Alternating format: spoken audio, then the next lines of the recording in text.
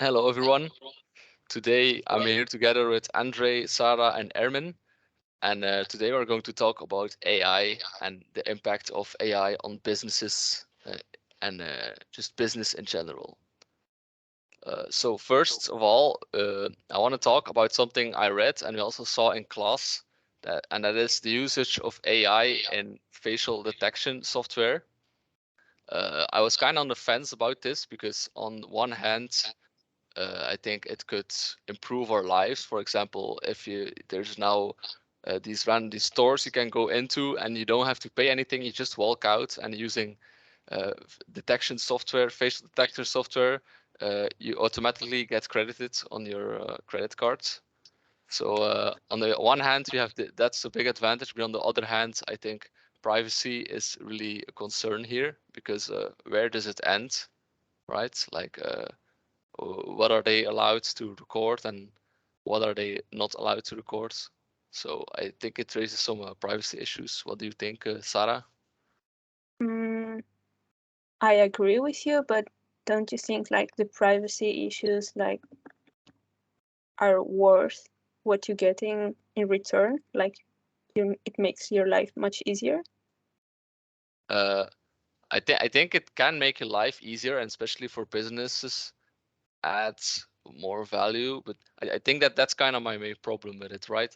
I think it offers more like profitability for marketeers and for business people, and less for consumers. Like, sure, it gives us some advantages and some high tech tools to make our life easier. But I think in the end, the ones winning in this situation is mostly governments and big companies. And I don't know if, like, as an individual, you have a lot of say in how it is used. Or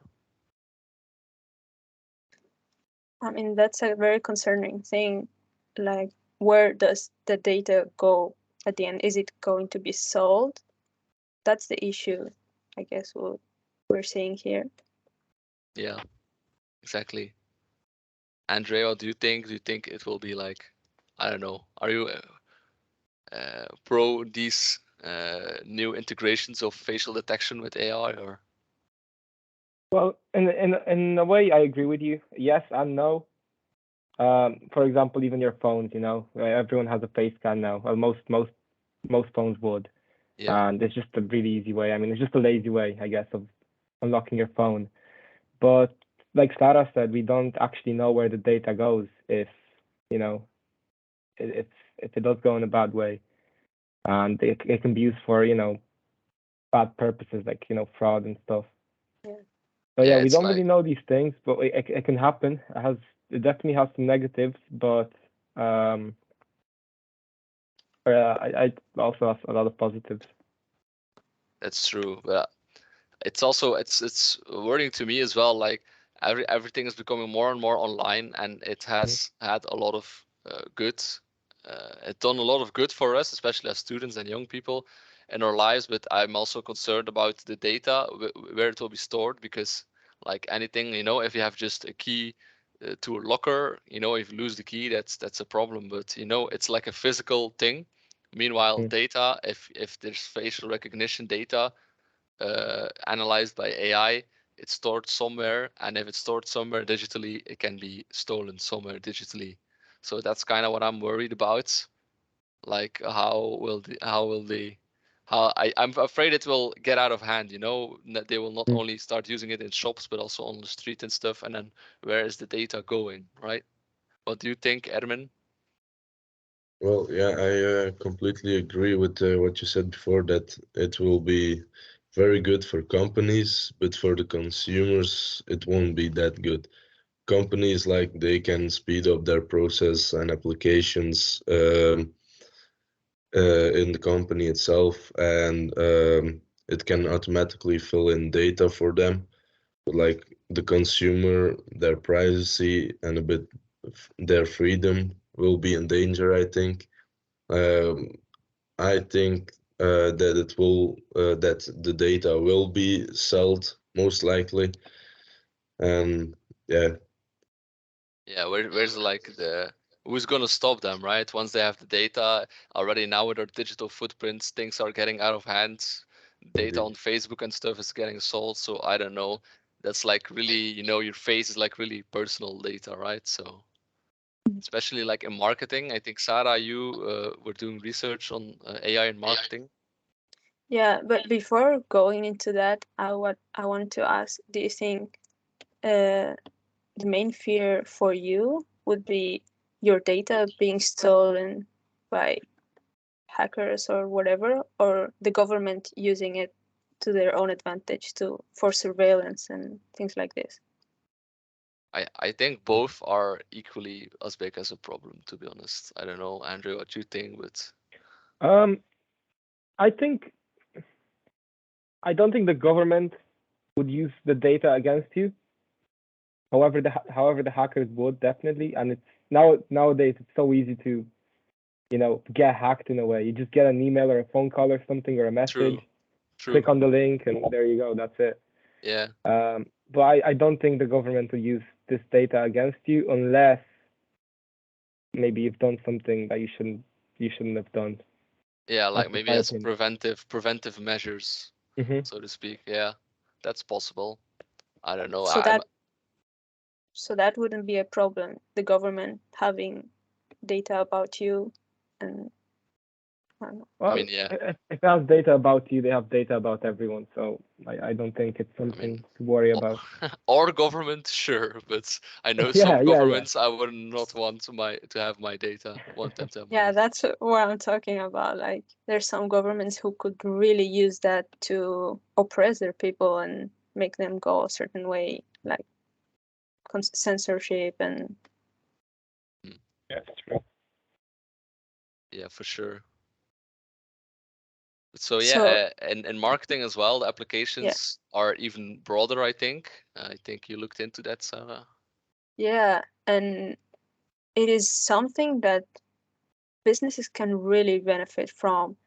It makes everything easier for them, and so what it basically does is it makes tasks that are initially meant for humans, so but in a better way. So like machine learning, analyzing big data that would be very difficult for a human to do, Mm, like tracking trends or the opinion of the public on your own brand. yeah, for sure. And these are just some examples of the potential it has.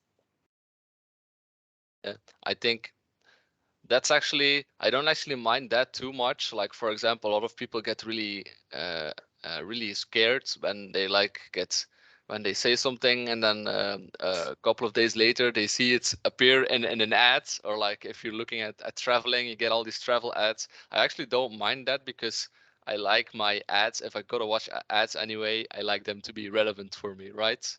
Mm. But again, where does it stop? Where does it end?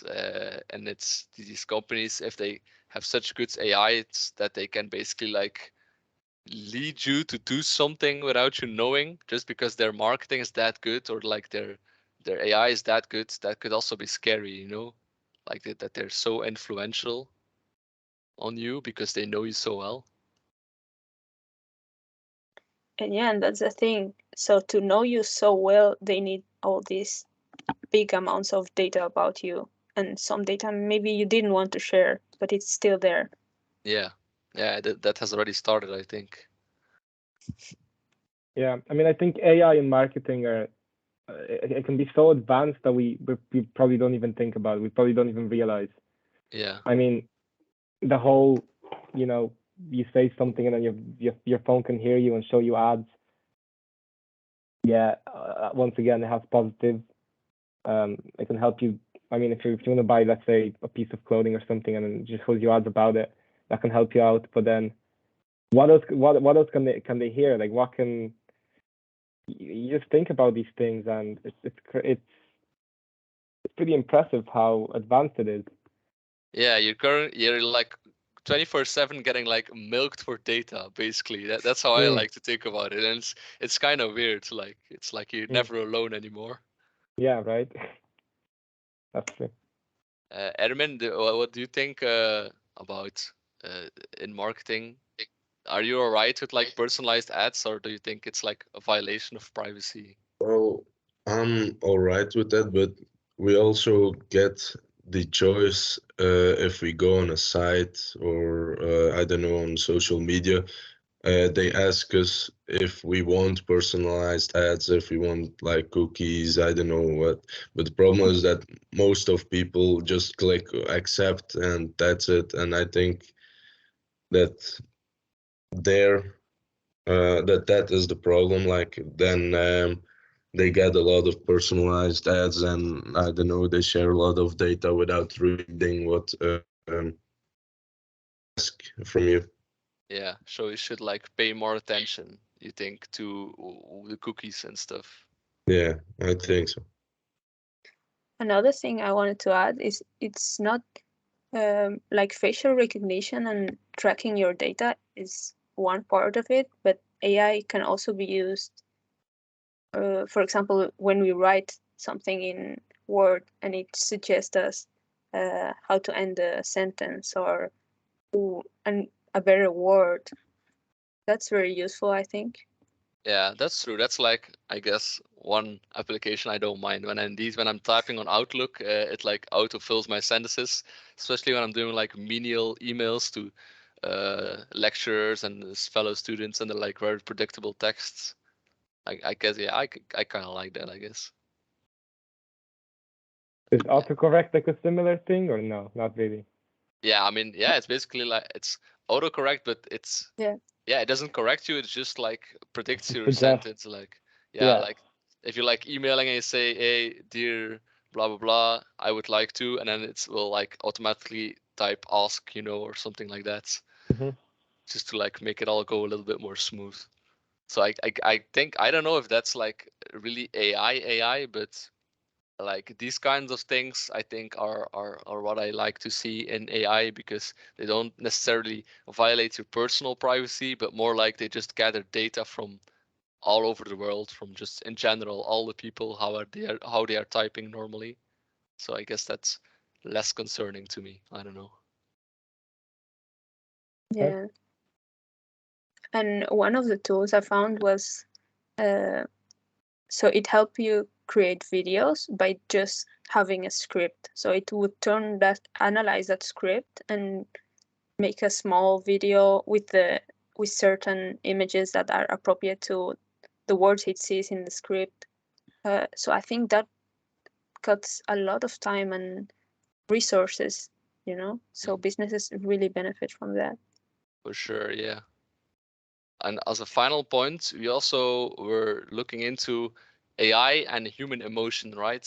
We all seen like the popular movies where the AI becomes too sentient and tries to take over the world or something like that. So, Yeah. So I feel like this is a question that we will soon know the answer to, if the AI can actually inherit human emotion. oh no. As of right now, they can understand some emotions that humans have, but they cannot actually develop it. And this also goes both ways. It can also be negative and positive. But on the bright side, um, if if an AI can detect human emotion and give them the comfort back that they need, it can also be very helpful in business and when in other workplace, for example. But this is slightly more complicated because this would only work if the AI can learn from every interaction they have in a business meeting or in anything, and they also need to understand both the cognitive and emotive pathway of human communication Mm, and distinguish between literal and non-literal statements. yeah, So it's not an easy thing to do for an AI to understand this as of now, but it could be possible in the future. Now, on the other hand, um, if AI develop negative emotions and um, they can, what was I going to say? They they might not have the same understanding as us when it comes to yeah, emotion, so they might interpret some feelings, some human feelings, and this can go a really bad way. If I don't really know how to say this. Yeah, I And understand. It's like, once they start like developing their own feelings, like they're basically robot slaves, let's be real here. So once they start exactly. realizing this is not normal to treat people like that, even though they are not people, they say like, people don't treat other people like that. Hmm. So why would they treat us AI like this? And then, then the trouble starts, right? And then they might harbor indeed negative emotions. And that's scary, because these guys are working 24/7. They're thinking, they're basically overthinkers, right? So Exactly. where does it end? I mean, And imagine not if the AI will start needing like basic human needs, like let's say food or leisure time, or Yeah, even food or fuel. yeah, That could be a big cost to other people, and if they start demanding it, it could be a great danger. true. yeah, It's and if they start developing, let's say, or understand human emotions, like they are machines, they could go beyond that. So they could reach a level we cannot really comprehend. Like I read somewhere or heard about it, like two AIs communicating with each other, and then at some point they just created their own language, Mm, you yeah. know? And what So then? What if you that's can't control them scary. anymore? Yeah. exactly. Yeah. All right, Ermin, you want to conclude the discussion for us? Well, yeah, we can say that it's still too far from home to see AI get really dangerous, because at the moment it's still not perfect, and it has to be a bit developed more. But it's already very good for businesses. It's a powerful tool, and it makes things very practical. Like I said, that the data gets filled in automatically for businesses. It's very good Yeah, for marketing to get to know more about the consumers. But yeah, we'll see what the future brings us. yeah. Let's hope someplace nice. Thank you for listening, and we'll see you next time. Thank you.